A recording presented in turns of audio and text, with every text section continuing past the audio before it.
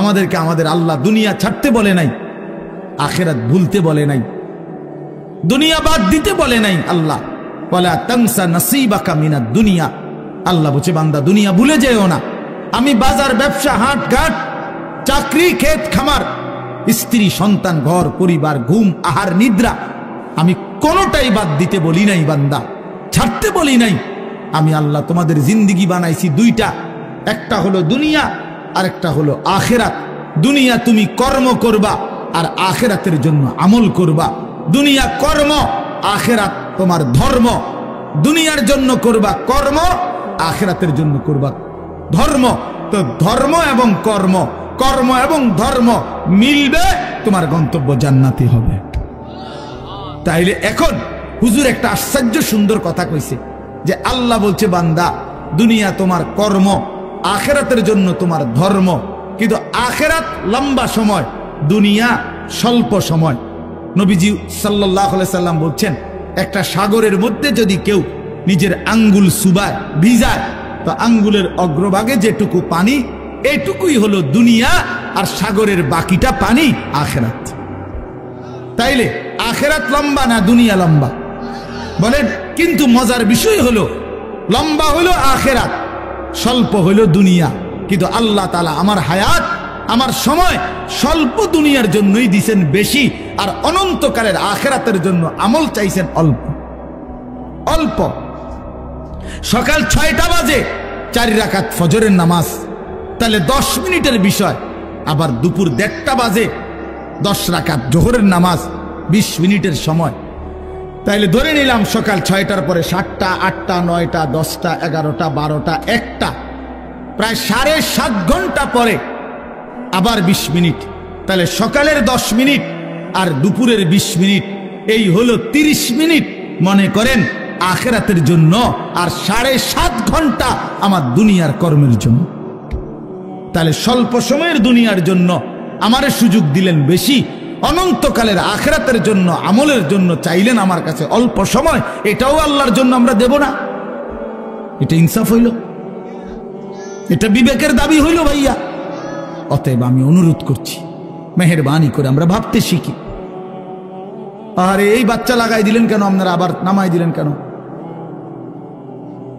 তাইলে শেষ, আমার কথা শেষ, আর অল্প একটু কথা। তাইলে আমি বলতে চাচ্ছি, আমরা যদি বুদ্ধিমান হইতাম তাইলে দুনিয়া আমাদের সুন্দরী চলে, আখিরাত সাথে নিলে দুনিয়া লস হয় না। আখিরাত সাথে নিলে 5 ওয়াক্ত নামাজ যদি কেউ মজবুত সিদ্ধান্ত নেয়, এটা কঠিন কিছু না। হালাল উপার্জনের কেউ সিদ্ধান্ত নিলে এটা কঠিন কিছু না। চরিত্র হেফাজতের সিদ্ধান্ত নিলে খোদার কসম এটা কিছুই না। আল্লাহ তাআলা হাদিসে কুদসিতে আছে, ওয়াদা দিছে, কেউ যদি আমি আল্লাহর ভয়ে চোখ হেফাজত করে, আমি তার দিলের মধ্যে ইমানের এমন স্বাদ দেব যে নগদ ইমানের মজা সে পাইতে থাকবে। খোদার কসম এটা হাদিস। মান তারাকাহা মাখাফাতি আবদালতুহু ঈমানান ইয়াজিদু হালাওয়াতাহু ফি কলবি। তাহলে গুনাহ ছেড়ে দিলে, আল্লাহকে মেনে নিলে, আল্লাহর ইবাদত করিলে খুব কঠিন কিছু না, খুব কঠিন কিছু না। এই জন্য প্রিয় ভাই আমার, বাপ আমার, এই শেষ বেলায় আমি এই অনুরোধটাই করতে চাই, আমরা যদি বুঝি আখিরাত আমাদের জিন্দেগি, পরকালের জন্যই আমাদের প্রস্তুতি, আল্লাহর কথা হচ্ছে, কোরআনের কথা হচ্ছে, ওলামায়ে কেরাম নসিহত করতেছেন, এই সময়ও যদি আমার দিল আন্তরিক না হয় তো আর হবে কখন? আর হবে কখন? কোরআনুল কারীমের মধ্যে আছে, আল্লাহ তাআলা বলেন, ফাবিআইয়ি হাদিসিন বা'দাহু ইউমিনুন। আল্লাহ তাআলা বলেন, বান্দা এই কোরআনের চাইতে দামি আর কোন কথা বললে তুমি বিশ্বাস করতা? তুমি বলো।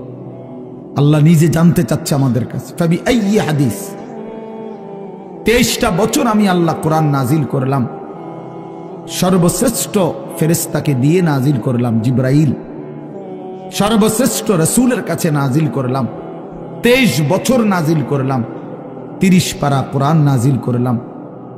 আল্লাহ তাআলা জানতে চাচ্ছে আমাদের কাছে, বান্দা বলো না এরপরে এর চাইতে দামি আর কোন কথা বললে তুমি ঈমান আনতা, বিশ্বাস করতা, মেনে নিতা? তুমি বলো, তুমি বলো। এজন্য কোরআনুল কারীমের প্রতি আন্তরিক হওয়া, আল্লাহর কথার প্রতি সর্বোচ্চ মনোযোগী হওয়া, এটা আল্লাহর আদেশ, কোরআন শরীফের আদেশ। এটা ওয়া ইদা কুরিআল কুরআনু ফাসতামিউ লাহু ওয়া আনসিতু লাআল্লাকুম তুরহামুন। আল্লাহ তাআলা কোরআনে বলছে, যখন কোরআন পড়া হয় তখন তোমরা ফাসতামিউ লাহু, মনোযোগ দিয়ে শোনো, এবং ওয়া আনসিতু, চুপ থাকো, লাআল্লাকুম তুরহামুন, অবশ্যই তোমাদের উপরে রহমত বর্ষিত হবে। তাইলে দোস্ত, এটা জরুরি, একজনই শুনুক, আমার কোনো অসুবিধা নাই, কিন্তু মনোযোগ দিয়ে শুনুক। গাফেল কোনোদিন লাভবান হয় না। এ খামখেয়ালি করতেছে, কেন হাসে, কেন কাঁদে। এখন মনে করেন রাত 11টা বাজে, এখন এত রাত্রে বুট খাওয়ার কি যুক্তিকতা? না কথার কথা, ইনসাফ করে বলেন ভাইয়া, মস্কারি করো না, ভাবতে শেখো। একটা বিবেক কি বলে? রাত 11টা বাজে, এটা কি যৌক্তিকতা হইতে পারে? আল্লাহর কথার প্রতি খামখেয়ালি, এই অপদার্থই থেকে যায়। এই জীবনেও কোনোদিন জিন্দেগি সুন্দর হয় না, গাফেলের জীবন কখনোই সুন্দর হয় না। এই খামখেয়ালি আর কি, অবহেলা। কোরআন শরীফে আছে, আল্লাহ তাআলা স্পষ্ট বলছেন, যত লোক জাহান্নামী হবে, সমস্ত জাহান্নামী ব্যক্তির একত্রিত পরিচয়, আল্লাহ বলছেন উলাইকা হুমুল গাফিলুন, এরা মূলত গাফেল। এজন্য ভাইয়া বুট বাদামও খাইও না। আমার কথা হলো, অল্প সময় দিল দিয়ে, আন্তরিকতা নিয়ে, নিজের ভালো, নিজের কল্যাণের জন্য আল্লাহর কথা শুনলে বরকত হবে। আল্লাহর কথা শুনলে বরকত হবে। লাআল্লাকুম তুরহামুন, আল্লাহ বলছে, মনোযোগ দিলে, চুপ থাকলে আমি আল্লাহ তোমাদের উপরে রহমত বর্ষণ করব, রহমত বর্ষণ করব। কোরআন শরীফে আছে স্পষ্ট, ওমান আযলামু মিম্মান যুক্কিরা বিআয়াতি রাব্বিহি সুম্মা আ'রাযা আনহা। তার চাইতে বড় জালেম, পাপী আর কেউ হইতে পারে না, যার সামনে আল্লাহর কোরআন তেলাওয়াত করা হয় অথচ সে তার থেকে বিমুখ, অমনোযোগী। খোদার কসম, আল্লাহ বলছে, সে সবচেয়ে বড় জালেম। ইন্না মিনাল মুজরিমিনা মুনতাকিমুন, আল্লাহ বলেন, এমন পাপী, এমন নাফরমান থেকে আমি নিজে প্রতিশোধ নেব, প্রতিশোধ নেব। তার মানে জীবনভর আল্লাহ তাআলা এটা ওয়াদা দিয়ে রাখছে, আমার কথার প্রতি অবজ্ঞা করলা, তোমার প্রতিশোধ আমি নেব, তোমার বরবাদি তুমি দেখবা নিশ্চয়। এই জন্য আমরা আন্তরিক হওয়া চাই আল্লাহর কথার প্রতি। কোরআনুল কারীমের মধ্যে আছে, তাকশাইরু মিনহু জুলুদুল্লাযীনা ইয়াখশাউনা রাব্বাহুম। আল্লাহ পাক নিজে বলছে, কোরআনুল কারীমের বৈশিষ্ট্য, কোরআন যখন মুমিন শুনবে, তো যাদের কলিজার ভিতরে আল্লাহর ভয় আছে, তাদের শরীরের চামড়া পশম সহ দাঁড়িয়ে যাবে, শিহরে উঠবে শরীর, সারা দেহের চামড়া নড়ে উঠবে। আল্লাহর কোরআনের বৈশিষ্ট্য এটা। হাদিসের মধ্যে আছে, আল্লাহ নবী সাল্লাল্লাহু আলাইহি সাল্লাম হযরত আব্দুল্লাহ ইবনে মাসউদ বলছেন, আমি নবীজির সামনে কোরআন পড়ে শুনাইলাম, নবীজিকে শুনাইছেন উনি। তিনি বলেন, আমি 40 আয়াত একটানা নবীজির সামনে তেলাওয়াত করলাম, মাথা নিচের দিকে নামাইয়া। 40 আয়াত পড়ার পর নবীজি আমাকে বললেন, হাসবুকাল আন, এখন থামো। এই লাল শার্ট, এই যে খুঁটির মধ্যে হেলান দিয়ে আছো তুমি, তুমি সরো এখান থেকে, ফালতু কোথাকার বেটা, ফাইজলামি করো কেন এখানে? তোমারে তো বাধ্য করে নাই কেউ, ফাইজলামি না থামলে বাইরে যাও। মস্কারি করে অনেকে আছে এমন গাদ্দার যে, হুজুর আমি কোনোদিন কারো কথা শুনি না, আপনি বললে হবে কি? কথা বোঝেন নাই? সাবধান ভাইয়া, আমার কোনো আপত্তি নাই, তুমি চলে যাও, কোনো সমস্যা নাই। গাফেলকে বলে কোনো দরকারই নাই আমার, কিন্তু আল্লাহর কথার প্রতি মনোযোগী হইতে হবে। প্রতি ঘন্টা আমারও, প্রতি ঘন্টা আপনারও, প্রত্যেক মিনিট আমারও, প্রত্যেক মিনিট আপনারও। যে হায়াত আপনার যায়, সেই হায়াত আমারও যায়। প্রত্যেক সেকেন্ড আমারও যায়, আপনারও যায়। এক বুজুর্গকে আমরা কিতাবে পড়ছি, কিমাতুজ জামান ইনদাল উলামা, একটা প্রসিদ্ধ আরবি কিতাব আছে ওলামায়ে কেরামের নিকট সময়ের মূল্য। ওই বইতে আছে এক বুজুর্গকে এক ব্যক্তি আইসা বলছে, হযরত আপনার সাথে আমি একটু কথা বলতে চাচ্ছি। হযরত বললেন, কোনো দ্বীনি মাসআলা? বললেন, না, এমনিই একটু কথা বলবো। উনি বলছেন, তাহলে তুমি সূর্যকে যেটুকু সময় তুমি কথা বলবো ওইটুকুর জন্য থামায় রাখো। কসম, আমরা কিতাবে পড়ছি। উনি বলছে, তুমি সূর্যকে থামায় রাখো, যেটুকু সময় তুমি আমার সাথে কথা বলবা ওইটুকু সময়ের জন্য যদি তুমি সূর্যের গতি থামায় রাখতে পারো তাহলে কথা বলতে পারো, নাই তো আমার এইটুকু সময় তুমি নষ্ট করার কোনো অধিকার রাখো না। এই 20 মিনিট তো আমার সময়, তুমি আমার সেই 20 মিনিট নষ্ট করবা কেন? এই আধা ঘন্টা তো আমার টাইম, তুমি আমার হায়াতের আধা ঘন্টা নষ্ট করবা কেন? হ্যাঁ, প্রয়োজনীয় মাসআলা হলে বলতা, শুধু শুধু কথা, শুধু শুধু কি জামা এটা জাফানি টরে কত দিয়া লইছেন? 260 টাকা। ধুর মিয়া, 220 টাকা দিয়া সিল্লাইয়া বেছে। হ্যাঁ, আমারে কইতেন কয় গজ লাগবে মিয়া? হ্যাঁ, আমার পরিচিত কত দোকান আছে। হ্যাঁ, এই মানে এই বলতেছে এটার উপরে বেডার এটা সিলাইয়া আজকে 3 মাস হয়ে গেছে, ওই জামাটা পরে হে এখন 220 টাকা দিয়ে কাপড় কিনে। এগুলা অপ্রয়োজনীয় কথা না, বেহুদা কথা, অনর্থক কথা। এই জন্য দোস্ত ভাইয়া, জিন্দিগি এত গাফিল হইতে নাই। সারাক্ষণই খামখেয়ালি, হাসি মজাক ঠাট্টা, এত মাতাল, এত পাগল, এত প্রতিবন্ধী। তুমি প্রতিবন্ধীর দিকে তাকায় দেখো, পাগলের দিকে মাতালের দিকে তাকায় দেখো, সে তো সারাক্ষণ অ্যাবনর্মাল। কিন্তু ইমানদার মোমেন সুস্থ মানুষ, তার জিন্দিগির হিসাব থাকে, পরিকল্পনা থাকে। আমি হাসবো কেন, কাঁদবো কেন, আমি হাঁটবো কেন, বসবো কেন, আমি ঘুমাবো কতক্ষণ, আমি জাগবো কতক্ষণ। আমার যদি জিন্দিগির কোনো হিসাব কিতাব না থাকে, এ তো অসুস্থ, এ তো পাগল মাতাল ভাইয়া। জিন্দিগি যার কোনো লক্ষ্য উদ্দেশ্য নাই, টার্গেট নাই, গন্তব্য নাই। কোত্থেকে আসলাম, কেন আসলাম, কে আমারে বানাইলেন, কেন বানাইলেন? আহা, এটা কি কোনো জিন্দিগি ভাইয়া? বলো ছেলেরা, রাতের বাজে 3টা তুমি ঘুমাও না, দিনের বাজে 10টা তুমি ওঠো না, এটা কি জিন্দিগি? রাত 3টা বাজে গেছে তুমি ঘুমাচ্ছ না কেন? সকাল 10টা বাজে গেছে তুমি উঠছো না কেন? তোমার ঘুমেরও কোনো সিস্টেম নাই, উঠারও কোনো সিস্টেম নেই। সারা রাত উলঙ্গ ছবি দেখে, নারী দেখে, জিনা ব্যভিচারের দৃশ্য দেখে নাফরমান ঘুমায় আছে। সকাল 10টা বাজে গেছে, উঠারও কোনো নাম নাই। আহা, আল্লাহর নবী সাল্লাল্লাহু আলাইহি ওয়াসাল্লাম বলছেন, খোদার কসম, নবীজি বলছেন যে ফজরের নামাজ পড়ে না সে খবিস। খবিস, এটা খবিস, খবিসান নফস। ওই ব্যক্তি খবিস, কাসলান, অলস। নবীজি বলছেন, যাকা রাজুলুন বালা শাইতানু ফি উযুনাইহি, যে ফজরের নামাজ পড়ে না শয়তান তার 2 কানে পেশাব করে দেয়। শয়তান পেশাব করে দেয়।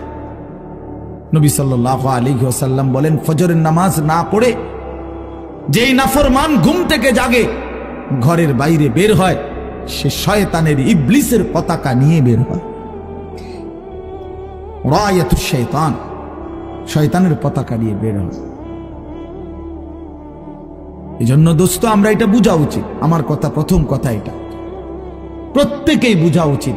আমি মুসলমান, আমার একজন আল্লাহ আছেন, আমার শ্রেষ্ঠ রাসূল আছেন, আমার একটা কিতাব কোরআন আছে, আমার একটা ধর্ম ইসলাম আছে। 4টি সর্বশ্রেষ্ঠ নিয়ামত আমার আছে। আল্লাহ আমার রব, মুহাম্মদ সাল্লাল্লাহু আলাইহি সাল্লাম আমার রাসূল, কোরআন আমার কিতাব, ইসলাম আমার ধর্ম। এই 4টি সর্বশ্রেষ্ঠ নিয়ামত থাকার পর আমি পথহারা হব কেন? তুমি চরিত্রহীন হবা কেন? তুমি দুশ্চরিত্র হবা কেন ভাইয়া? কিসের অভাবে নষ্ট হয়ে গেল? কিসের অভাবে? খোদার 365 দিনের 1 বছরে তোমরা যেই ছেলে কোনোদিন ফজরের নামাজ পড়লা না, প্রিয় ভাই ইনসাফের সাথে বলো এটা মুসলমান? মুসলমানের বাচ্চা তো নিকৃষ্ট হয়। তুমি কোনো মায়ের ঘরেও জন্ম নিছো, মুসলমানের ঘরে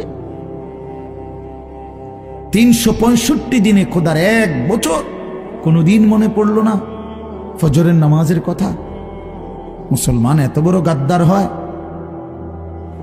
মুসলমানের বাচ্চা এত বড় নাফরমান হয়? আহা, আফসোসের বিষয়। ওই মা যে 2 বছর দুধ পান করাইলেন এই জন্যই, মা যে 9টা মাস পেটে ধারণ করলেন এই জন্যই। এক মা তার সন্তানকে বুকে ধরায়া দুধ পান করাইছে 2 বছর, এই আশায় যে 16 বছর বয়সে আমার ছেলেটা দিন রাত উলঙ্গ ছবি দেখবে, নারী আর ছবি আর মাতালের মতো জিন্দেগি কাটাবে। এই ছিল মার স্বপ্ন, এই ছিল মায়ের গর্ভে ধারণ, এর উদ্দেশ্য। ইনসাফ করো ভাইয়া, ইনসাফ করো দয়া করে। দোস্ত, তোমার ভালো তোমাকেই বুঝতে হবে, তোমার কল্যাণ বুঝার তোমাকেই বুঝতে হবে। এই পৃথিবী স্বার্থপর, স্বার্থপর এই দুনিয়া। কেউ কাউরে মনে রাখে না, কেউ কাউরে মনে রাখে না, কেউ কাউরে মনে রাখে না। এই দুনিয়া, আমার যেদিন মৃত্যু হবে সেদিনও পৃথিবীতে আলো উঠবে, সূর্য উঠবে। এই রং তামাশার এই দুনিয়ার ব্যস্ততার এই ফুর্তি চলতেই থাকবে, কিন্তু আমি কবরে চলে যাইতে হবে। এই জন্য আমাদের প্রত্যেকেই এটা ইনসাফের সাথে ভাবা উচিত। অনিবার্য এক বাস্তবতা, প্রিয় ভাই, চিরন্তন এক সত্য যে আমাকে মরতে হবে। পৃথিবীর কোনো যুক্তি, কোনো বিশ্লেষণ, কোনো শক্তি, কোনো ক্ষমতা, কোনো বাহাদুরি দিয়েই যেহেতু মৃত্যুকে আমি আড়াল করতে পারবো না, কবরকে আমি ঠেকাইতে পারবো না, অতএব যেই পরিস্থিতির মুখোমুখি আমাকে হতেই হবে, বুদ্ধিমান বিবেকবান উচিত সেজন্য নিজে প্রস্তুতি নেব। যেহেতু কবরে যেতেই হবে আমাকে, কোনো যুক্তি নাই বলে আমি বুঝি নাই, না না বুঝলেও মরে যাবে, খেয়াল না করলেও মরে যাবে, হাসলেও মরণ, কাঁদলেও মরণ। সুখের অট্টালিকাতেও মৃত্যু হয়, জীর্ণ কুঠির কুড়ে ঘরেও মৃত্যু হয়। জীবনে যে কোনোদিন সুখ দেখে নাই সেও মরে যাবে, জীবনে যে কোনোদিন দুঃখ দেখে নাই সেও মরে যাবে।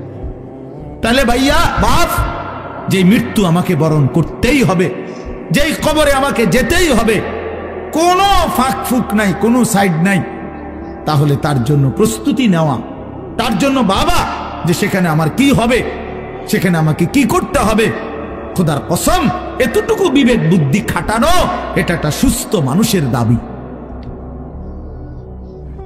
সুস্থতার দাবি, এটা ইনসাফের দাবি, বিবেকের দাবি।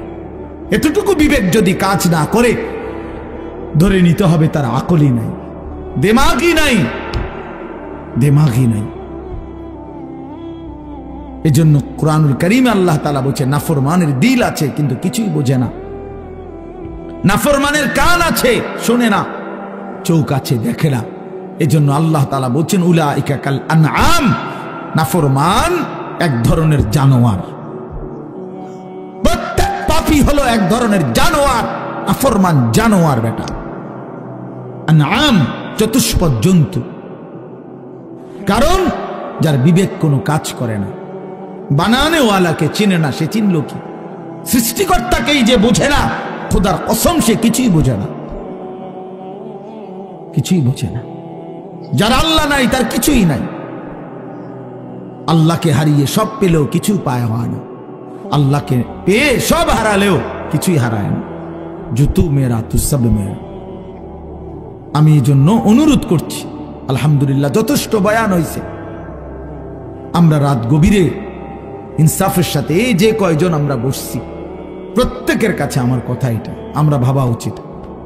ইস্তাফতি কালবাক, নবী সাল্লাল্লাহু আলাইহি ওয়াসাল্লাম বলছেন, তোমার দিলকে প্রশ্ন করো, তোমার বিবেককে জিজ্ঞেস করো। এমনটাই হওয়া উচিত মুসলমান। তোমার বিবেক কি বলে? একটা ছেলে বেনামাজি, তুমি আইসা দাঁড়াইয়া বলো, ভাইয়া 1 মিনিট তুমি মাইক ধরে বলো, মুসলমান এমনই হওয়া উচিত। তুমি দোস্ত তোমার ধর্মের ব্যাপারে একটা লাইন বলো, তুমি বলো তোমার ধর্মের ব্যাপারে তুমি 1 লাইন বলো। তোমার রাসূলকে এভাবে প্রত্যাখ্যান করা উচিত। কোনদিন তোমার চুল নবী সাহাবী আউলিয়াদের মতো হবে না। কোনদিন তোমার জামা পোশাক নবী সাহাবী আউলিয়াদের মতো হবে না। কোনদিন তোমার চলাফেরা সাজগোজ নবী সাহাবী আউলিয়াদের মতো হবে না কোনদিন। তাহলে কি যোগ্যতায়, কি কারণে আমরা মুসলমান? যাদের কপালে সেজদা নাই, তুমি কিভাবে মুসলমান? যার লেবাসে পোশাকে ইসলামের কোনো চিহ্ন নাই, তুমি কোন যুক্তিতে মুসলমান ভাইয়া? কোন যুক্তিতে মুসলমান?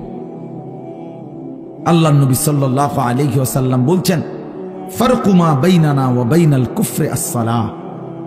আমাদের মাঝে আর কাফেরের মাঝে পার্থক্য নামাজ।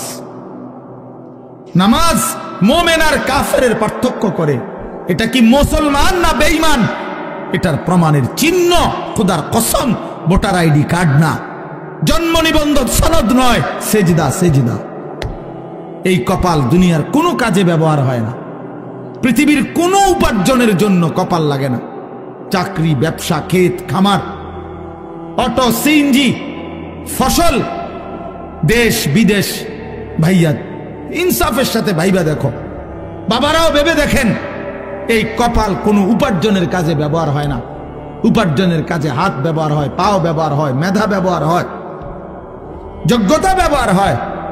কপাল কোনো কামাই রোজগারের জন্য ব্যবহার হয় না। কপাল রব্বে করিম বানাইছেন শুধু সেজদার জন্য, শুধু সেজদার জন্য, শুধু সেজদার জন্য, শুধু সেজদার জন্য। এই জন্য যে কপালে সেজদা নাই ওইটা মানুষের বাচ্চা না। যে কপালে সেজদা নাই ওটা মুসলমানের বাচ্চা না, ওটা মানুষের বাচ্চা না।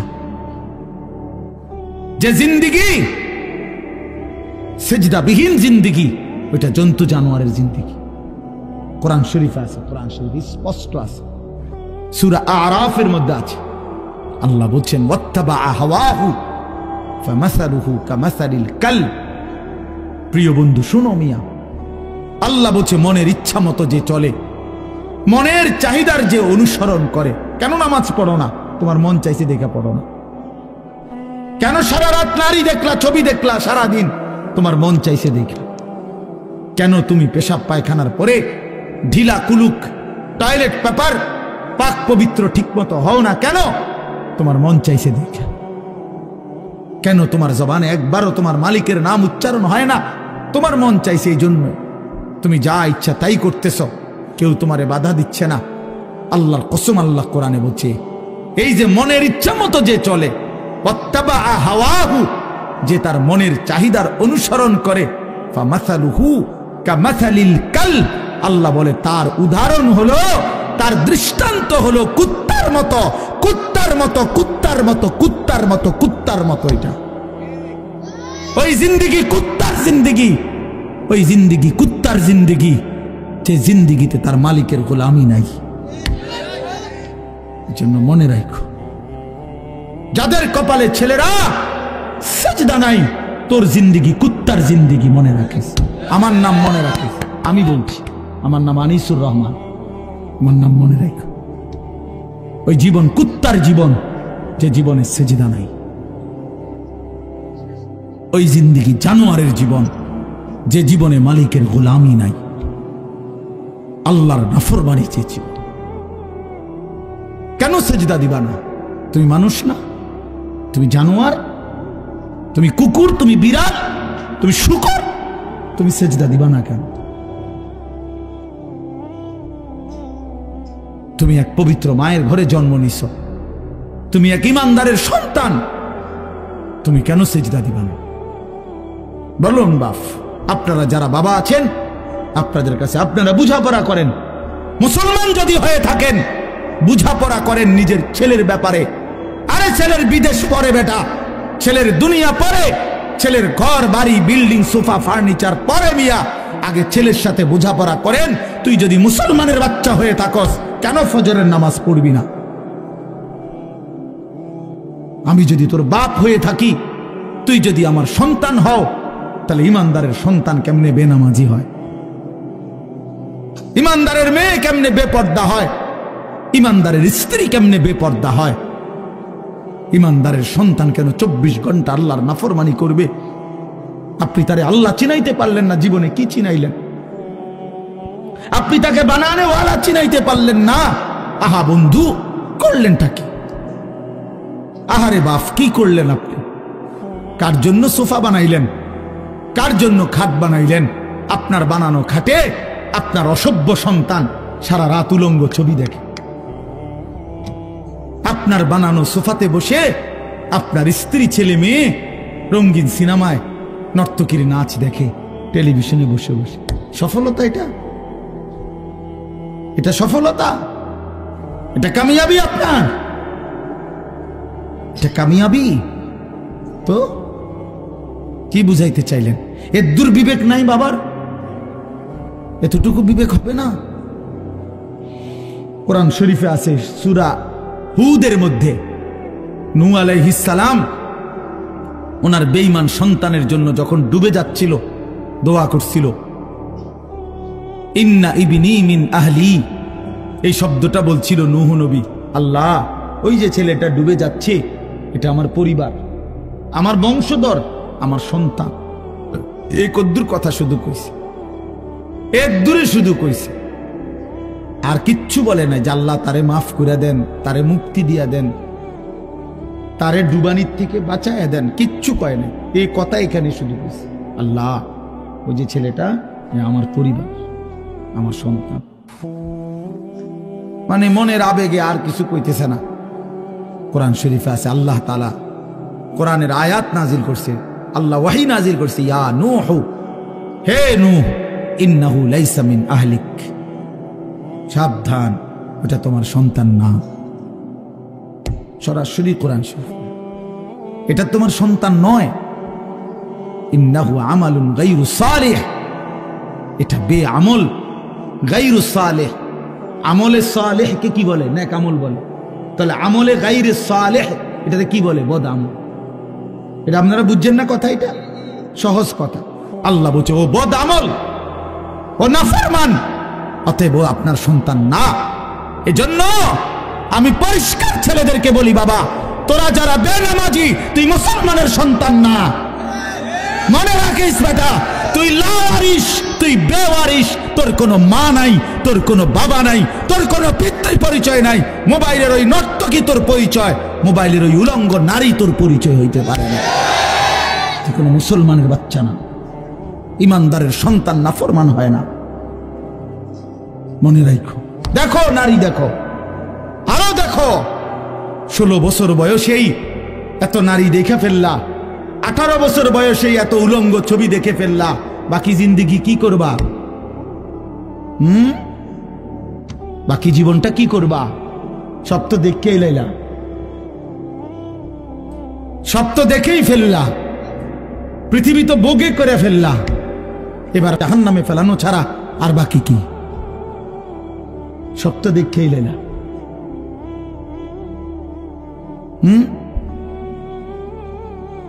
হালাল স্ত্রীর ভালোবাসা তো আর মিলবে না, পবিত্র স্ত্রী তো আর মিলবে না। আল্লাহ কোরআনে ওয়াদা দিছে, যেই পুরুষ খবিস, অসৎ চরিত্রের, আল্লাহর ওয়াদা তার স্ত্রীও মিলবে খবিস। কি আয়াত? আল খাবিসাতু লিল খাবিসিন ওয়াল খাবিসুনা লিল খাবিসাত। সরাসরি কোরআন শরীফের আয়াত। বন্ধু মনে রাখো, আমি ডেইলি বলি, রাস্তার বেডি আর মোবাইলের বেডি আর বাস্তবতার বিবি এক কথা না। রাস্তার নারী 2 নম্বর হইলে তোমার সমস্যা নাই, মোবাইলের নর্তকী 3 নম্বর হইলেও তোমার সমস্যা নাই। তোমার বউ যদি 2 নম্বর হয়, চরিত্রহীন হয়, তুমি বুঝবা দুনিয়া কারে বলে। তোমার হায়াতই তখন হয়ে যাবে জাহান্নামের টুকরা। এজন্য প্রিয় সন্তান মনে রাখো, এত অল্প বয়সে এত নষ্ট হইও না, এত কম বয়সে এত চরিত্রহীন হইও না, এত চালাক ভাইব না নিজেরে, এত চালাক ভাইব না, এত বুদ্ধিমান মনে করো না। তোমরা তোমরা অনেক চালাক মনে করতেছো নিজেরে। কেন?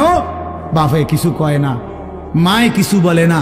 আহা, আমি আজকেও বলছি সাদ ভাই, আমি আমার জীবনের সবচেয়ে আশ্চর্য লাগে, আহারে একটা ছেলের 18 বছর বয়স, এক ওয়াক্ত নামাজ পড়ে না, সারাদিন মোবাইল, চুলের বাহার, সারাদিন বন্ধুদের আড্ডায় শেষ।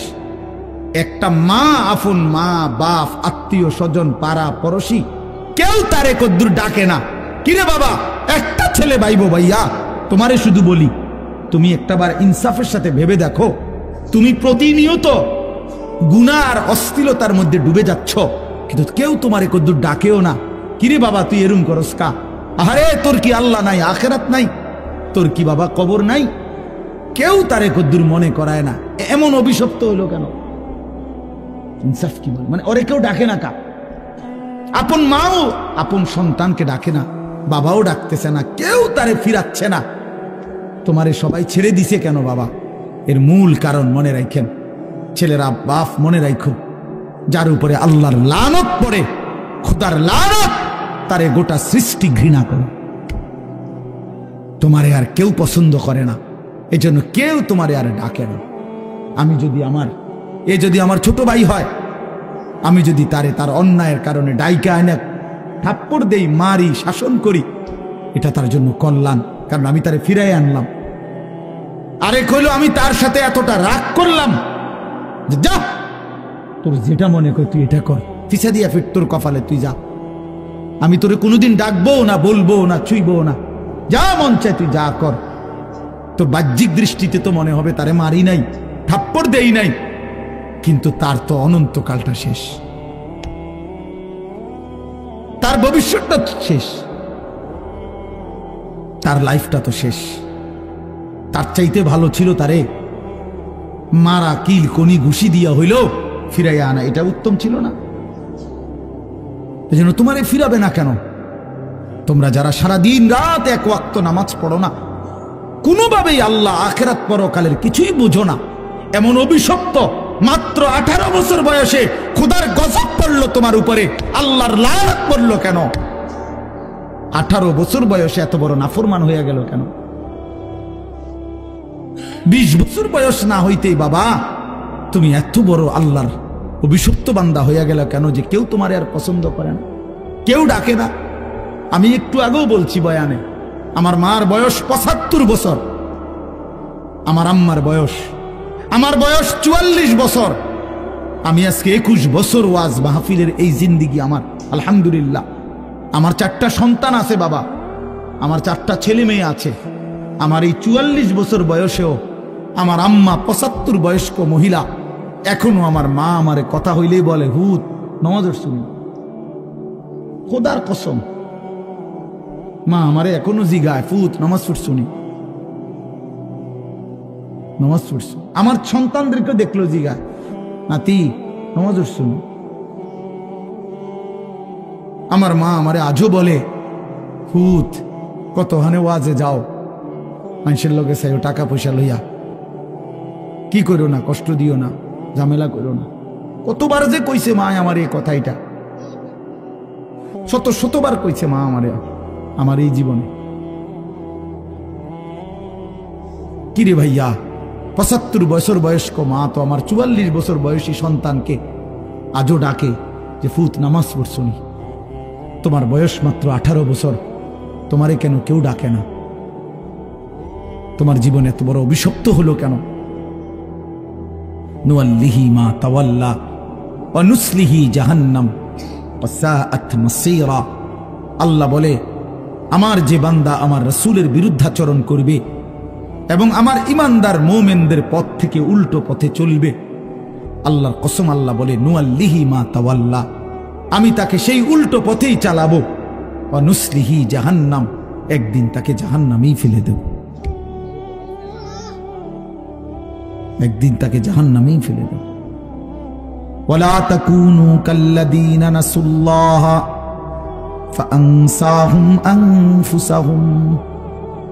রব্বুল আলামিন বলেন, ঈমানদার, আমি আল্লাহকে এতটা ভুলে যেও না, বেশি দিন ভুলে গেলে আমি একদিন তোমাকে নিজের পরিচয় ভুলিয়ে দেব, আত্মপরিচয় ভুলে যাবা বান্দা, আর কোনোদিন মনে পড়বে না তুমি মুসলমান, আর কোনোদিন মনে পড়বে না তোমার কবর আছে, হাসর আছে, আখিরাত আছে, আর কোনোদিন পরকাল ভুলে দেব। ব্যস্ততম এই দুনিয়ায় কারাকারি কামরা কামরি করতে করতে, দুনিয়া কারাকারি করতে করতে, দুনিয়ার নেশায় পড়ে থাকতে থাকতে একদিন কবরে পৌঁছায় দেব, আখিরাত বুলায় দেব। আল্লাহকুমুত তাকাসুর হাত্তা যুরতুমুল মাকাবির। আল্লাহ বলে, বান্দা দুনিয়া বাড়ানোর নেশায় আখিরাত ভুলে গেলা, কিন্তু মনে রেখো এরই মাঝে একদিন কবরস্থানে পৌঁছে যাবা, ঠিকই একদিন কবরস্থানে চলে আসবা। কাল্লা সাউফা তা'লামুন, সেদিন কবরে আসলেই আমি আল্লাহ তোমাকে বুঝিয়ে দেব আমার প্রতিটা নাফরমানির শাস্তি। এজন্য প্রিয় বন্ধু, আমার মূল বক্তব্য এবারে ইনসাফের সাথে বুঝেন। সবাই আলহামদুলিল্লাহ মনোযোগী হয়েছেন, আমরা কম হই কিন্তু মনোযোগী হইছি। এই যে আন্তরিকতা নিয়ে এখন শুনতেছেন, এবার একবার এতক্ষণের ধমকা ধমকি মূল মাকসাদ, দোস্ত খোদার কসম আমি কোনো কারোর সাথে ঝগড়া করে বসছি না। ঝগড়া করে বসছি ভাইয়া এমন তো না যে কারোর সাথে আমার কাজ যা ঝগড়া হয়েছে। এই এতগুলো ধমকের মাকসাদ তো ফিরাইতে চাই, তোমার বিবেক জাগাইতে চাই, ইমানদারের বিবেক জাগাইতে চাই। এই জন্য এতগুলো শক্ত কথা বললাম। অর্থ হইল দিলটা জাগুক, ইনসাফ আসুক, বিবেক আসুক, জাগুক। তো যদি আমরা বুঝি আমরা মুসলমান, আমরা মুমিন, তাইলে বাপ আমাদের জিন্দিগি আখিরাত, আমাদের জীবন দুনিয়া না। দুনিয়া আমাদেরকে অল্প সময়ের জন্য দেওয়া হয়েছে, মূলতই আমাদের যাবতীয় হাসি কান্না আনন্দ বেদনা, আমাদের জিন্দিগির যাবতীয় প্রস্তুতি খোদার কসম আখিরাতের জন্য। আখিরাতের জন্য আমাদের সত্যিকার অর্থে আমরা একটা মিনিট আমার শায়েখ আরিফ বিল্লাহ হাকিমুন নফস আল্লামা মুফতি মুশতাকুন নবী কাসিমি হুজুর আমার মাদ্রাসায় কয়দিন আগে বয়ান করছিলেন। 8ই ফেব্রুয়ারি আমি আমার মাদ্রাসায় কিশোর যুবক ছেলেদের জন্য আলাদা ইসলাহি মজলিসের আয়োজন করছিলাম বয়ানের। 16 বছর থেকে 30 বছর বয়সী, শুধু এই বয়সী ছেলেদের জন্য প্রায় 600 ছেলে উপস্থিত হয়েছিল। তখন হযরত বলছিলেন ওইখানে বয়ানে যে ভাইয়া আমাদের জিন্দিগি দুইটা, আমাদেরকে আমাদের আল্লাহ দুনিয়া ছাড়তে বলে নাই, আখিরাত ভুলতে বলে নাই, দুনিয়া বাদ দিতে বলে নাই। আল্লাহ ওয়ালা তানসা নাসিবাকা মিনাদ দুনিয়া, আল্লাহ বলছে বান্দা দুনিয়া ভুলে যেও না। আমি বাজার ব্যবসা হাট ঘাট চাকরি ক্ষেত খামার স্ত্রী সন্তান ঘর পরিবার ঘুম আহার নিদ্রা আমি কোনোটাই বাদ দিতে বলি নাই বান্দা, ছাড়তে বলি নাই। আমি আল্লাহ তোমাদের জিন্দিগি বানাইছি দুইটা, একটা হলো দুনিয়া আর একটা হলো আখিরাত। দুনিয়া তুমি কর্ম করবা আর আখিরাতের জন্য আমল করবা। দুনিয়া কর্ম, আখিরাত তোমার ধর্ম। দুনিয়ার জন্য করবা কর্ম, আখিরাতের জন্য করবা ধর্ম। তো ধর্ম এবং কর্ম, কর্ম এবং ধর্ম মিলবে, তোমার গন্তব্য জান্নাতি হবে। তাইলে এখন হুজুর একটা আশ্চর্য সুন্দর কথা কইছে যে আল্লাহ বলছে বান্দা দুনিয়া তোমার কর্ম, আখিরাতের জন্য তোমার ধর্ম। কিন্তু আখিরাত লম্বা সময়, দুনিয়া স্বল্প সময়। নবীজি সাল্লাল্লাহু আলাইহি সাল্লাম বলছেন একটা সাগরের মধ্যে যদি কেউ নিজের আঙ্গুল চুবায় ভিজায়, তো আঙ্গুলের অগ্রভাগে যেটুকু পানি এইটুকুই হলো দুনিয়া, আর সাগরের বাকিটা পানি আখিরাত। তাইলে আখিরাত লম্বা না দুনিয়া লম্বা বলেন? কিন্তু মজার বিষয় হলো লম্বা হলো আখিরাত, স্বল্প হলো দুনিয়া। কিন্তু আল্লাহ তাআলা আমার হায়াত, আমার সময় স্বল্প দুনিয়ার জন্যই দিয়েছেন বেশি, আর অনন্তকালের আখিরাতের জন্য আমল চাইছেন অল্প অল্প। সকাল 6টা বাজে 4 রাকাত ফজরের নামাজ, তাহলে 10 মিনিটের বিষয়। আবার দুপুর 1:30টা বাজে 10 রাকাত জোহরের নামাজ, 20 মিনিটের সময়। তাইলে ধরে নিলাম সকাল 6টার পরে 7টা 8টা 9টা 10টা 11টা 12টা 1টা, প্রায় 7.5 ঘন্টা পরে আবার 20 মিনিট। তাহলে সকালের 10 মিনিট আর দুপুরের 20 মিনিট, এই হলো 30 মিনিট মনে করেন আখিরাতের জন্য, আর 7.5 ঘন্টা আমার দুনিয়ার কর্মের জন্য। তাহলে স্বল্প সময়ের দুনিয়ার জন্য আমারে সুযোগ দিলেন বেশি, অনন্তকালের আখিরাতের জন্য আমলের জন্য চাইলেন আমার কাছে অল্প সময়। এটাও আল্লাহর জন্য আমরা দেব না? এটা ইনসাফ হইল? এটা বিবেকের দাবি হইল ভাইয়া।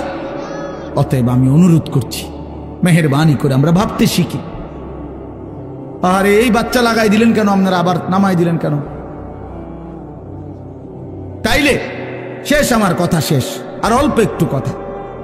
তাইলে আমি বলতে চাচ্ছি, আমরা যদি বুদ্ধিমান হইতাম তাইলে দুনিয়া আমাদের সুন্দরী চলে।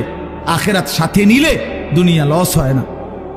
আখেরাত সাথে নিলে 5 ওয়াক্ত নামাজ যদি কেউ মজবুত সিদ্ধান্ত নেয়, এটা কঠিন কিছু না। হালাল উপার্জনের কেউ সিদ্ধান্ত নিলে এটা কঠিন কিছু না। চরিত্র হেফাজতের সিদ্ধান্ত নিলে খোদার কসম এটা কিছুই না। আল্লাহ তাআলা হাদিসে কুদসিতে আছে, ওয়াদা দিছে, কেউ যদি আমি আল্লাহর ভয়ে চোখ হেফাজত করে, আমি তার দিলের মধ্যে ইমানের এমন স্বাদ দেব যে নগদ ইমানের মজা সে পাইতে থাকবে। খোদার কসম এটা হাদিস। মান তারাকাহা মাখাফাতি আবদালতুহু ঈমানান ইয়াজিদু হালাওয়াতাহু ফি কলবি।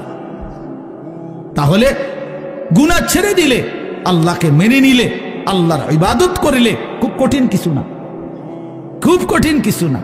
এজন্য প্রিয় ভাই আমার, বাপ আমার, এই শেষ বেলায় আমি এই অনুরোধটাই করতে চাই, আমরা যদি বুঝি আখিরাত আমাদের জিন্দেগি, পরকালের জন্যই আমাদের প্রস্তুতি, তাইলে আমাদের প্রস্তুতির আখিরাত সাজাইবার সবচেয়ে সুন্দর সিজন, শ্রেষ্ঠতম মাস মাহে রমজান।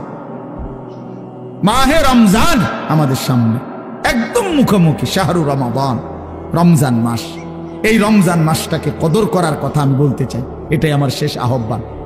কেউ যদি বুঝি আমরা আমার আখিরাতি মূল, আমার দুনিয়া সামান্য, তাহলে আমাদের উচিত মাহে রমজানের প্রস্তুতি নেওয়া, মাহে রমজানের প্রস্তুতি নেওয়া। মাহে রমজান আল্লাহ নিজের এই যে প্যান্ডেল আপনারা সাজাইছেন সুন্দর করে মাহফিলের জন্য, খোদার কসম আল্লাহ তাআলা বলে, বান্দা রমজান আমি নিজ হাতে সাজিয়েছি আমার বান্দাকে জান্নাত দেওয়ার জন্য, জাহান্নাম থেকে বাঁচাবার জন্য। যদি বলি আল্লাহ কেমনে সাজাইলেন, আল্লাহ তাআলা বলেন, শুনো আমার সাজানোটা তোমরা শুনো। এক, আমি আল্লাহ জান্নাতের সব দুয়ার খুলে দিয়েছি। 2, জাহান্নামের দরজাগুলো বন্ধ করে দিয়েছি। 3, সমস্ত শয়তান এবং দুষ্ট জিন শেকলে বন্দী করে দিয়েছি। এবার আসো রমজানের ভিতরে, আমি আল্লাহ তাআলা রমজানের প্রথম দশক রহমত দ্বারা সাজিয়েছি, মাঝের দশক মাগফিরাত দ্বারা সাজিয়েছি, শেষ দশক নাজাত দ্বারা সাজিয়েছি। এবার আসো ইবাদত, সারা বছরের ইবাদতের সাথে আমি আরো নতুন নতুন কতগুলো ইবাদত রমজানে যোগ করেছি। কি?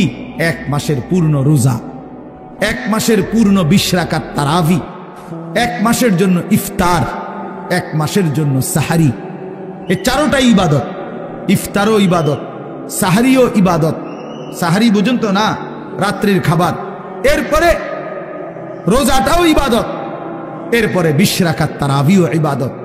আল্লাহ বলেন এরপরে শেষ দশক, শেষের 10 দিন এতেকাফ, মসজিদের এতেকাফ আমি এর দ্বারা সাজিয়েছি। শেষ দশকের বেজর রাত্রিগুলো আমি আল্লাহ তাআলা সবে কদরের দ্বারা সাজিয়েছি। সুবহানাল্লাহ। এরপরে আল্লাহ বলেন নেকির হিসাব, নেকির হিসাব হইল একটা নফল একটা ফরজের সমান, একটা ফরজ 70টা ফরজের সমান। একজন রোজাদারকে ইফতার করাইলে 3টা পুরস্কার, গুনাহ মাফ, জাহান্নাম থেকে মুক্তি, রোজাদারের সমপরিমাণ নেকি, সমপরিমাণ নেকি। আল্লাহ তাআলা বলে, বান্দা এতভাবে আমি আল্লাহ রমজানকে সাজাইলাম, উদ্দেশ্য কি? শুধু তোমাকে জান্নাত দেব, তোমাকে আমি জান্নাত দিতে চাই বান্দা, তুমি নেও বান্দা, লাআল্লাকুম তাত্তাকুন। আল্লাহ বলছে 1 মাসে মুত্তাকি বানিয়ে দেব, 1 মাসে। তুমি আমার গুনাহ ছেড়ে দাও, আমার একটা রমজান তুমি কদর করো বান্দা, আমি তোমারে মুত্তাকি বানিয়ে জান্নাতি বানিয়ে দেব। এই জন্য আল্লাহ বলছে শাহরু রমাদান। যে আয়াতটা আমি পড়েছি, আল্লাহ নিজে রমজান মাস, এই শব্দ রমজান মাস আল্লাহ নিজে কোরআনে উল্লেখ করছেন। এই জন্য রমজান মাস এটা উচ্চারণ হয় বছরে কতদিন জানেন? প্রতিদিন, প্রতিদিন, প্রতিদিন। কেমনে? কারণ 24 ঘন্টা পৃথিবীতে কোথাও না কোথাও আল্লাহর কোরআন তিলাওয়াত হয়। আর শাহরু রমাদান এই শব্দ অতএব জমিনে 24 ঘন্টায় কোথাও না কোথাও কারো না কারো জবানে উচ্চারিত হয়। সারা বছর রমজানের কথা আলোচিত হয়।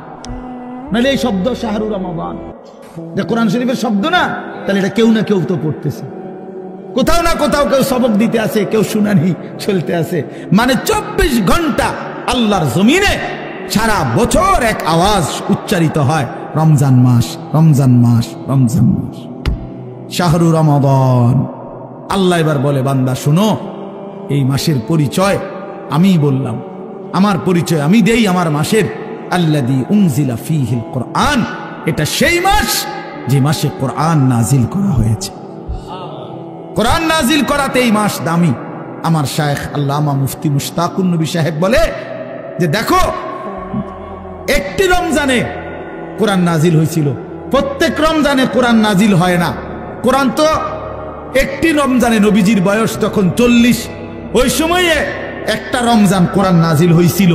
কিন্তু ওই এক মাসে একবার কোরআন নাজিল হওয়ার কারণে কোরআনের বরকতে ওই মাস যতবারই পৃথিবীতে আসে ততবারই দামি হয়েছে। ওই একটি রাত শবে কদর, ওইটা তো একটা রাতে কোরআন নাজিল হয়েছিল, কিন্তু ওই রাত এটা এবার যতবারই আসে ঘুরে ঘুরে ততবারই ওই রাত দামি হয়েছে। এই জন্য কোরআন যে রাতের সাথে একবার লাগছে, এই রাত আজীবনের জন্য দামি হয়ে গেছে। কোরআন যেই মাসের সাথে একবার লাগছে, ওই মাস আজীবনের জন্য দামি হয়ে গেছে। কোরআন যেই বান্দার জীবনে একবার লাগবে, ওই বান্দাও আজীবনের জন্য দামি হয়ে যায়, দামি হয়ে যায়। হুদাল লিন্নাস ওয়া বাইয়িনাতিম মিনাল হুদা ওয়াল ফুরকান। আল্লাহ বলেন আমার কোরআনের 3টা বৈশিষ্ট্য, একটা হলো সারা পৃথিবীর মানুষের জন্য হেদায়েত, 2 নাম্বার হলো কোরআনের সমস্ত হেদায়েতের বাণী স্পষ্ট, কোনো অগোছালো, কোনো লুকোচুরি, কোনো সংক্ষিপ্ত অপূর্ণাঙ্গ কোনো কথা নাই, সব স্পষ্ট। আর 3 নাম্বার হলো কোরআনই হচ্ছে একমাত্র সত্য মিথ্যা, ন্যায় অন্যায়, জায়েজ না জায়েজ, হালাল হারাম, বৈধ অবৈধ, উচিত অনুচিতের মাপকাঠি। ফুরকান, ফুরকান। এজন্য এই তোমরা যারা স্কুলে পড়ো, কলেজে পড়ো ভাইয়া, ইউনিভার্সিটিতে পড়ো, কোনো আপত্তি নাই, তবে এইটা মনে রাখো বন্ধু, কোরআনুল কারীমের জ্ঞান যে অর্জন করতে পারে নাই, কোরআন যে ধরতে পারে নাই, কোরআন যে ছুঁইতে পারে নাই, তুমি ন্যায় অন্যায় চিনো নাই, সত্য মিথ্যা তোমার কাছে স্পষ্ট না। খোদার কসম, পৃথিবীর আর কোন বই দিয়ে, আমি চ্যালেঞ্জ করলাম এখানে এখন, পৃথিবীর আর কোন বই দিয়ে, পৃথিবীর আর কোন গ্রন্থ দিয়ে সত্য মিথ্যা, ন্যায় অন্যায়, জায়েজ না জায়েজ, হালাল হারাম, বৈধ অবৈধ, উচিত অনুচিত নির্ধারণ করা যায় না। না, বাংলা বই দিয়ে হবে না, এটা অঙ্ক বই দিয়ে হবে না, ইংরেজি বই দিয়ে হবে না, একমাত্র আল্লাহর কোরআন। বৈধ অবৈধ নির্ধারণ করে আল্লাহর কোরআন, হালাল হারাম নির্ধারণ করে আল্লাহর কোরআন, উচিত অনুচিত নির্ধারণ করে আল্লাহর কোরআন। ফুরকান এটা।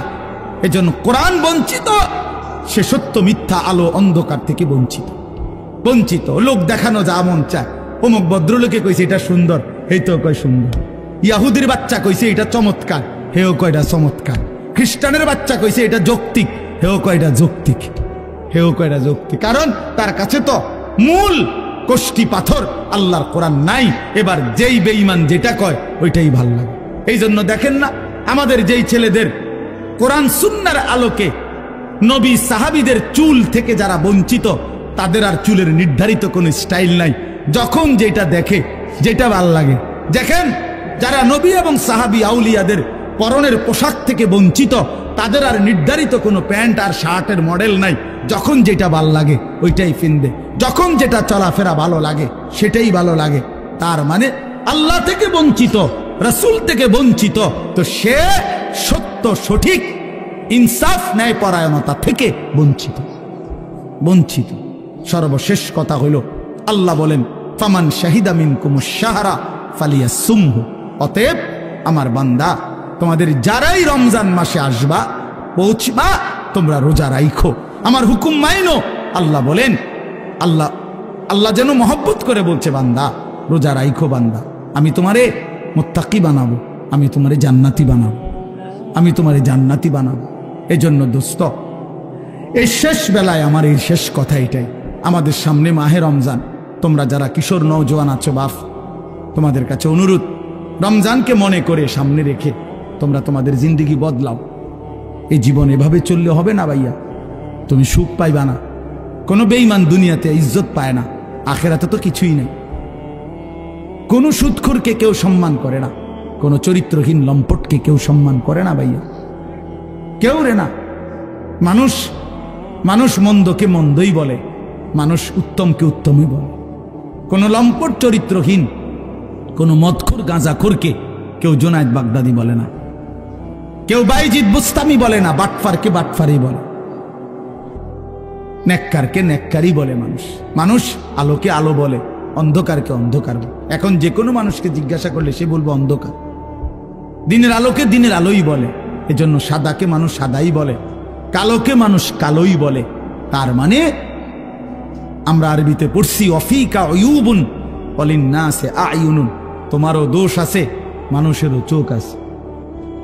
আরবি প্রবাদ। তার মানে তুমি ভাইবো না তুমি বুদ্ধিমান, বাকিরা বোকা না। সবাই ভাতে খায়, তুমি কেবল ভাত খাও, বাকিরা সবাই চিরা খায়। বিষয়টা এমন না, সবাই ভাতেই খায়, কাজে বুঝবে না কেন? আল্লাহ নবী সাল্লাল্লাহু আলাইহি সাল্লাম বলছেন, অন্ধকারে একাকিত্বে যে গুনাহ করে, খোদার কসম আল্লাহ নবী বলছে দিনের আলোতে আল্লাহ তাআলা তার চেহারার মধ্যে সেই অপরাধের চিহ্ন ভাসিয়ে দেয়। এজন্য মানুষ দেখলেই কয় নাফরমানি তো করছে, গাঁজা তো খাইছে, নেশা তো করছে গোপন কোনো জায়গায়, কিন্তু বাইরে হইলে মানুষ চেহারার দিকে তাকাইলেই বলে, দেখতেই বোঝা যায় ফুটটাখোর।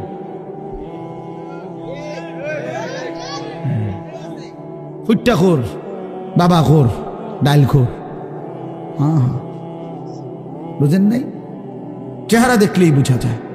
আমি তো এই জন্য অনেক সময় বলি যে অনেক ছেলে আছো তোমরা, তোমাকে সমবয়সী বন্ধু, তোমার চুল এবং তোমার স্টাইল দেখা কয় দোস্ত তোরে সেরকম লাগে। তা আমি বলি যে তুমি একটাবার জিঙ্গাইলা না দোস্ত, সেরকম তো লাগে বুঝলাম, সেটা কেডা? সে কে? যার মতো লাগে সে কে? তুমি তো আমার একটা কারো না কারো মতোই কইতে চাইছো যে সেরকম লাগে, তো সেরকমটা কে? সে কে?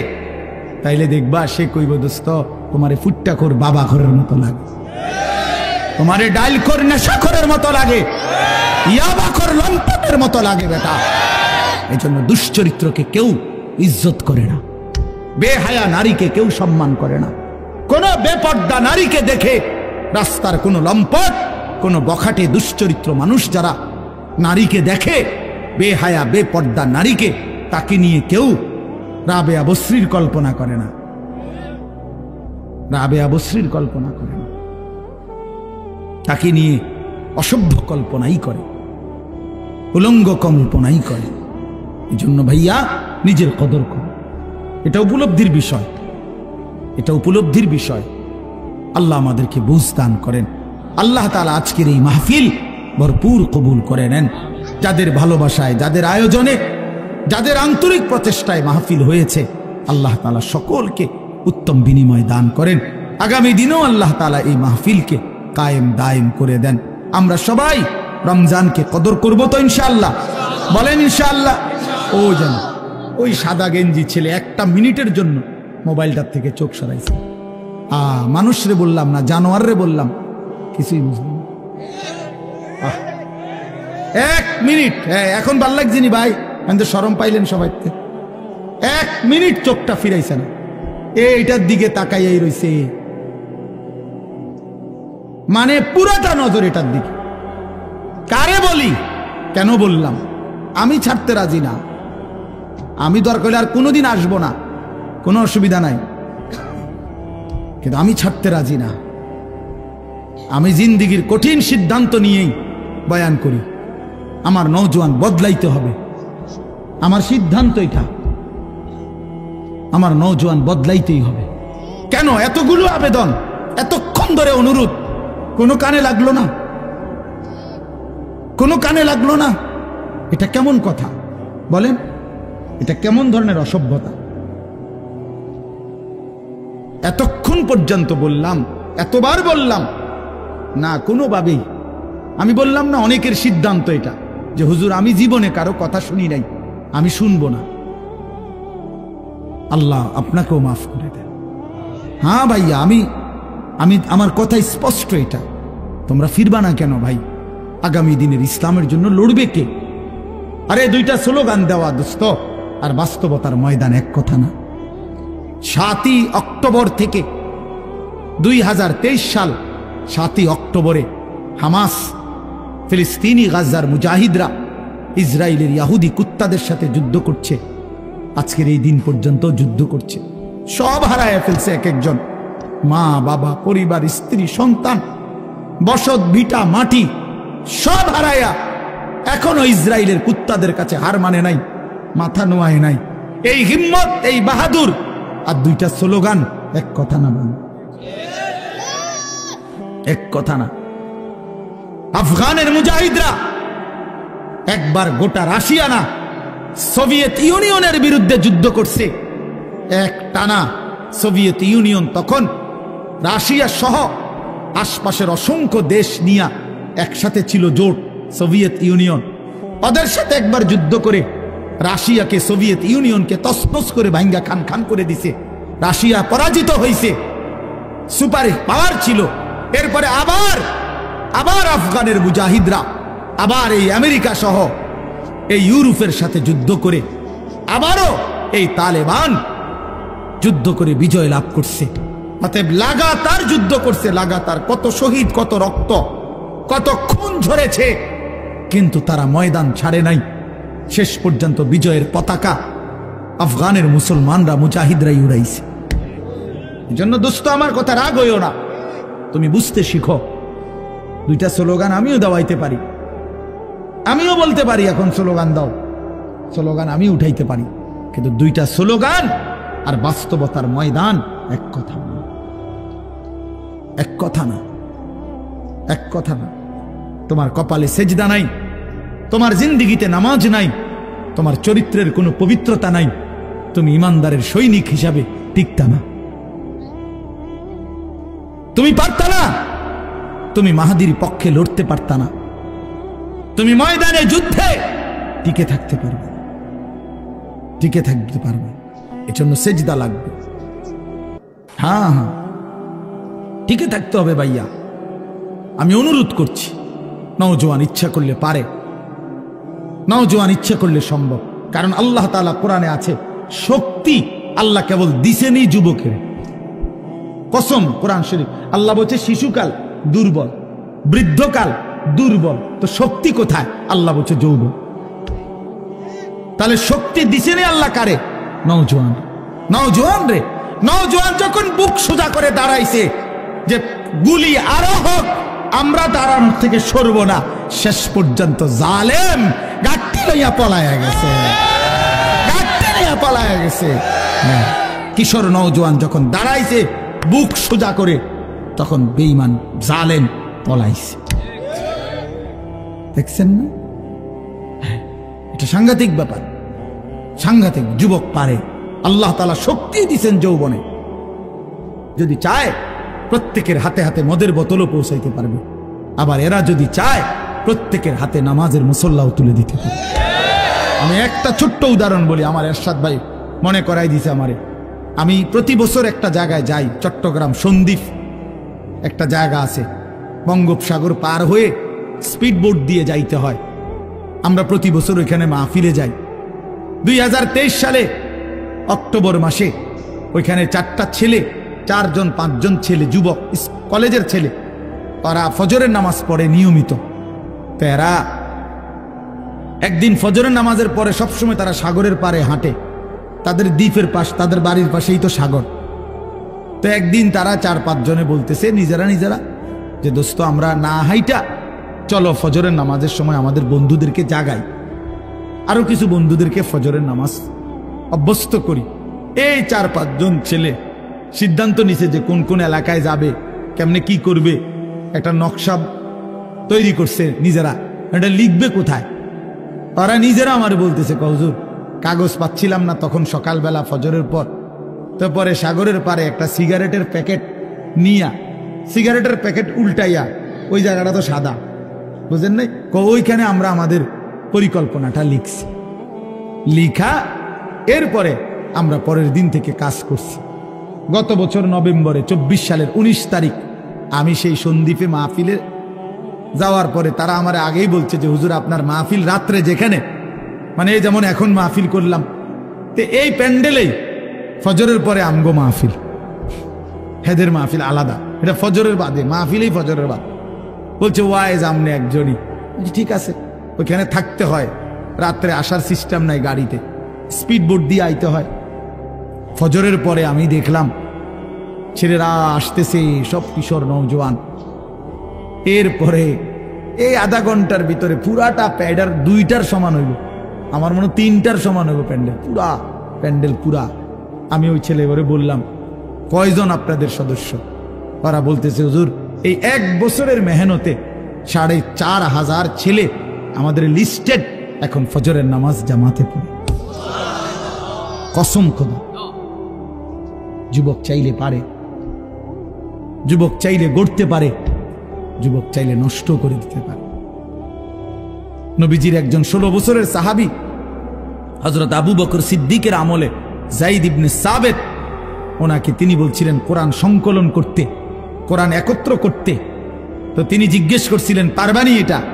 তিনি বলছেন আমি চাইলে, আপনি বললে আমি পাহাড় কাইটা আরেক জায়গায় স্তূপ দিতে পারব। পারতাম না কেন? নওজোয়ান পারবে না তো পারবে কে? এই জন্য প্রিয় নওজোয়ান, তোমাদেরকে বলি ভাইয়া, যারা এই মাহফিল সাজাইছো ভাই, তোমাদের কাছেও যুবক ভাই অনুরোধ, ফিকির করা দরকার। গতানুগতিক শুধু একটা মাহফিল না, এখানেই যেন শেষ হয়ে না যায়। তুমি আবার ভাবো, তোমরা নওজোয়ানরা, এই সমাজের মানুষ, আমাদের ছেলেদেরকে, কিশোরদেরকে নামাজি বানানোর জন্য আর কি করা যায়, আরো পদক্ষেপ নাও। কিভাবে ফজরের নামাজ একে অপরকে ডাকা যায়, চেষ্টা করলে বুদ্ধি বের হবে, একসাথে বসলে বুদ্ধি বের হবে। আরো কিভাবে মানুষের সমাজের কল্যাণ 2 ভাবে হয়। এক হলো মানুষকে অন্ন, বস্ত্র, বাসস্থান, চিকিৎসা, শিক্ষা, সামগ্রী, বিভিন্ন এই পণ্য, এগুলো দেওয়ার মাধ্যমেও মানব সেবা। আরেকটা হলো মানুষের জিন্দেগি পরিবর্তন করে দেওয়া, এটাও শ্রেষ্ঠতম মানব সেবা। এক ছেলে আল্লাহর রাস্তা পেয়ে গেছে, এক ছেলে নামাজের মজা পাইয়া গেছে, এটা অনেক বড় কল্যাণ। আল্লাহ আমাদের সন্তানদেরকে, আমাদের যুবকদেরকে কবুল করে নেন, আমিন। সুবহানাল্লাহি ওয়া বিহামদিহি, সুবহানাকাল্লাহুম্মা বিহামদিকা, আশহাদু আল্লা ইলাহা ইল্লা আনতা, আস্তাগফিরুকা ওয়া আতুবু ইলাইক। আলহামদুলিল্লাহি রাব্বিল আলামিন। اللهم أنت السلام ومنك السلام، تباركت يا ذا الجلال والإكرام، يا أرحم الراحمين، يا أرحم الراحمين، يا أرحم الراحمين. ربنا ظلمنا أنفسنا وإن لم تغفر لنا وترحمنا لنكونن من الخاسرين. ربنا آتنا في الدنيا حسنة وفي الآخرة حسنة وقنا عذاب النار. رب ارحمهما كما ربياني صغيرا. ربنا هب لنا من أزواجنا وذرياتنا قرة أعين وجعلنا للمتقين إماما. مولاي كريم আপনি মাফ করে দেন, রব্বে করিম আপনি মাফ করে দেন, মেহেরবান মাওলা আপনি মাফ করে দেন। রাত অনেক গভীর মাওলা, অন্ধকার রজনী মাওলা, আমরা অল্প কয়েকজন নাফরমান গোলাম, গুনাহ আমাদের অনেক বেশি, নাফরমানি আমাদের অনেক বেশি মাওলা। আল্লাহ আপনি মাফ করে দেন। আযাব দিলে আপনার কোনো লাভ নাই, মাফ করে দিলে আপনার কোনো ক্ষতি নাই, মাফ করলে আপনার কমবে না, মাফ না পেলে আমাদের উপায় থাকবে না। আয় আল্লাহ, পেছনের জিন্দেগি মাফ করে দেন, আগামী জিন্দেগি সুন্দর করে দেন, ঈমান আমলের দৌলত দান করেন, ইজ্জত আফিয়ত দান করেন, তাকওয়া তহারত দান করেন, হিম্মত ইস্তেকামত দান করেন, দ্বীনের উপরে থাকার চলার তৌফিক দান করেন। আল্লাহ আপনি কবুল করেন, মনসুর করেন। আয় আল্লাহ, সমস্ত কবরবাসীদেরকে মাফ করে দেন, কিয়ামত পর্যন্ত কবরের আযাব মাফ করে দেন, কবরগুলোকে জান্নাতের টুকরা বানিয়ে দেন, আপনার নূরে রহমত দ্বারা ভরপুর করে দেন। আল্লাহ আমাদের জিন্দেগি সুন্দর করে দেন, সেজদাওয়ালা কপাল বানিয়ে দেন, কাঁদনেওয়ালা চোখ বানিয়ে দেন, জিকিরওয়ালা জবান বানিয়ে দেন, মোহাব্বতওয়ালা দিল বানিয়ে দেন। আল্লাহ কিশোর যুবক ছেলেগুলোকে বদলে দেন, বদলে দেন, বদলে দেন। আপনি চাইলেই বদলে যাবে, আপনি না চাইলে কিছুই হবে না। আপনি না চাইলে কিছুই হবে না। আল্লাহ আপনি জিন্দেগি বদলে দেন। আল্লাহ আপনি হিদায়াত দান করেন, আপনি কবুল করে নেন। আল্লাহ একটা যুবককেও বঞ্চিত করেন না। আমি অনেক শক্ত কথা বলেছি, অনেক ধমক দিয়েছি। আল্লাহ মাকসাদ শুধু আপনার দিকে পরিবর্তনের আশায় বলেছি, আখিরাতের আশায় বলেছি। আল্লাহ আপনি প্রতিটা যুবককে নামাজি বানিয়ে দেন, চরিত্রবান বানিয়ে দেন, উত্তম আখলাকওয়ালা বানিয়ে দেন। আল্লাহ আগামীর পৃথিবীর জন্য কবুল করে নেন, কালেমার পতাকার জন্য কবুল করে নেন, ইসলামের বিজয়ের জন্য কবুল করে নেন, ইমাম মাহাদির সৈনিক হিসাবে কবুল করে নেন। আল্লাহ আল্লাহ যেই যুব সমাজ আজকের এই মাহফিল সাজিয়েছে, আপনি তাদের জিন্দেগি সাজিয়ে দেন, আপনি তাদের জীবন সাজিয়ে দেন, আপনি তাদের আখিরাত সাজিয়ে দেন। আল্লাহ আপনি তাদের জীবন সাজিয়ে দেন। আমার বয়স্ক বাবা চাচা যারা, সকলকে আরো বেশি নেক আমলের তৌফিক দান করেন। পর্দার আড়ালের মা বোনদেরকে পর্দা পুশিদা দান করেন। আমার প্রবাসী বিদেশের জমিনে বাবা ভাই যারা সহি সালামতে নিরাপদে ইমান আমলের সাথে রাইখেন মৌলা। আল্লাহ আমাদের প্রত্যেকের জিন্দেগি সুন্দর করে দেন, আখিরাত সুন্দর করে দেন, স্ত্রী সন্তান নিয়ে নেক জীবন দান করেন। আল্লাহ নাফরমান বেহায়া বিবি দিয়েন না, বেপর্দা মেয়ে দিয়েন না, বেনামাজি সন্তান দিয়েন না। আল্লাহ নাফরমান অবাধ্য পরিবার দিয়ে বেইজ্জতি কইরেন না। আল্লাহ আল্লাহ সকলকে বদলে দেন। আল্লাহ মাহে রমজান পর্যন্ত হায়াত দান করেন, রমজান পর্যন্ত হায়াত ভিক্ষা দান করেন, রমজান পর্যন্ত পৌঁছিয়েই দেন। রমজান দেখা যায় মাওলা, রমজানের ঘ্রাণ শোনা যায়। এত কাছে এনে কবরে নিয়েন না, এত কাছে এনে বঞ্চিত কইরেন না। আল্লাহ রমজান পর্যন্ত হায়াত দেন মাওলা। আল্লাহুম্মা বারিক লানা ফি রজব ওয়া শাবান ওয়া বাল্লিগনা রমাদান ওয়া বাল্লিগনা রমাদান ওয়া বাল্লিগনা রমাদান। আয় আল্লাহ প্রত্যেকের নেক মাকসাদ পূরণ করে দেন, অসুস্থ বিমারি যারা শিফা করে দেন, কামাই রুজিতে হালাল বরকত দান করেন। আল্লাহ যে যা নেক তামান্না করেছে প্রত্যেকের আশা আকাঙ্ক্ষা আপনি পূরণ করে দেন। আল্লাহ এই মাহফিল খানা কবুল করে নেন, আগামী দিনেও ইন্তজাম করার তৌফিক দান করেন, আরো সুন্দর আয়োজন করার তৌফিক দান করেন।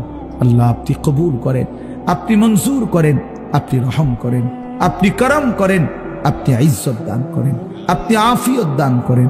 আল্লাহ আল্লাহ আপনি মেহেরবানি করেন। আল্লাহ সারা দেশকে নিরাপদ করে দেন, সারা পৃথিবীর মজলুম মুসলমানকে বিজয় দান করেন, ইসরায়েলের ইহুদি বেঈমানদেরকে ধ্বংস করে দেন। আল্লাহ মুমিনের বিজয় দান করেন, কালেমার বিজয় দান করেন। রব্বির হামহুমা কামা রব্বায়ানি সগীরা রব্বানা হাব লানা মিন আজওয়াজিনা ওয়া যুররিয়াতিনা কুররাতা আয়ুন ওয়াজআলনা লিল মুত্তাকিনা ইমামা। সুবহান রাব্বিকা রব্বিল ইজ্জাতি আম্মা ইয়াসিফুন ওয়া সালামুন আলাল মুরসালিন আলহামদুলিল্লাহ। আসসালামু আলাইকুম ওয়া রাহমাতুল্লাহ।